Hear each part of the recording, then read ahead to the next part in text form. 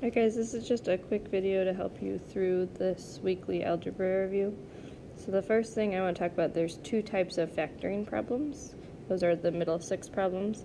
Some of them are trinomials, which means they have 3 terms. And some of them are binomials, which means they have 2 terms.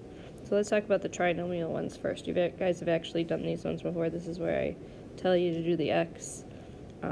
Remember, the last number is the one that goes on the top, and the middle number goes on the bottom. And your goal is you're looking for a number that multiplies to 20, but adds to 8. And since it's negative, one of them is going to be negative. So I actually, since it's negative, instead of think of adding to 8, I think of subtracting to 8 whenever that top number is negative. So we're thinking of factors of 20. So I know 4 and 5, but that doesn't make 8 when I subtract it. So you need to keep thinking. If you get stuck, divide on your calculator. Divide by 2, divide by 3, divide by 4. So if I divide 20 by 4, that gives me 10, or not by 4, by 2. That gives me 10 and 2. And then you just have to decide which one you're going to make negative, so your answer comes out to positive 8. So it's going to be negative 2 and positive 10. And then your answer, you just write as x plus 10 times x minus 2. And that's your answer. The second type of problem is when we have the binomials. What you're going to notice here is that the numbers, both the front number and the last number, are what we call perfect squares, which means we can take the square root of them. So that's what you're going to do. You're going to take the square root of 36 and you get 6. You're going to take the square root of 25 and you get 5.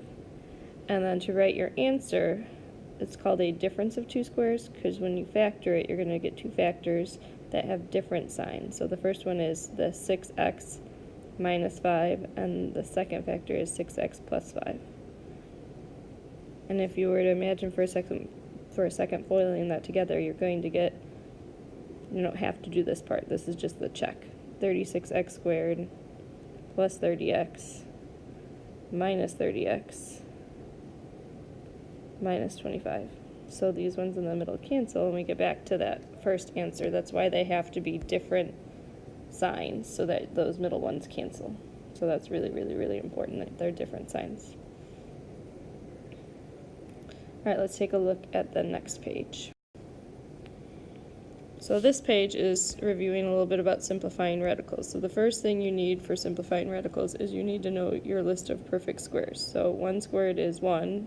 That's not going to help you a whole lot. 2 squared is 4. 3 squared is 9. 4 squared is 16. 5 squared is 25. 6 squared is 36. ... We could keep going. You're not going to see any bigger than that on this review.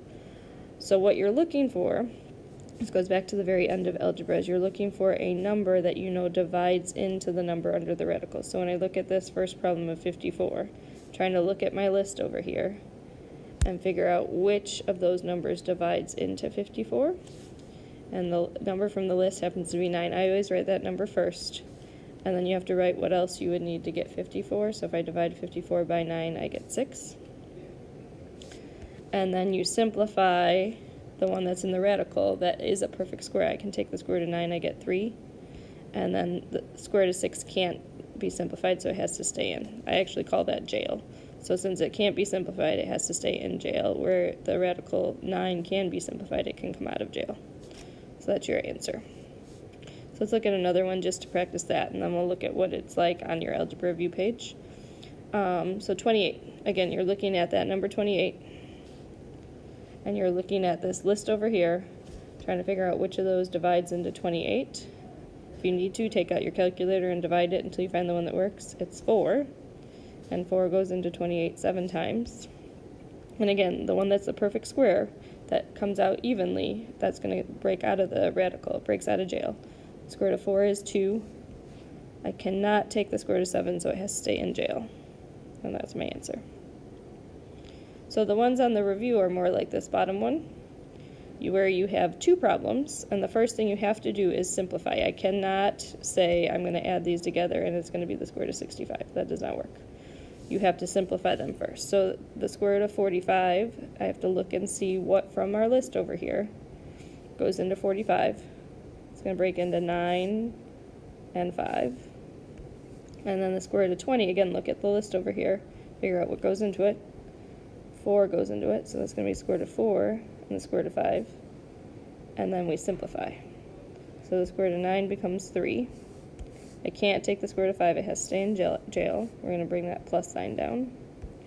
And then it's the square root of 4, which is 2. Cannot take the square root of 5, it has to stay in jail.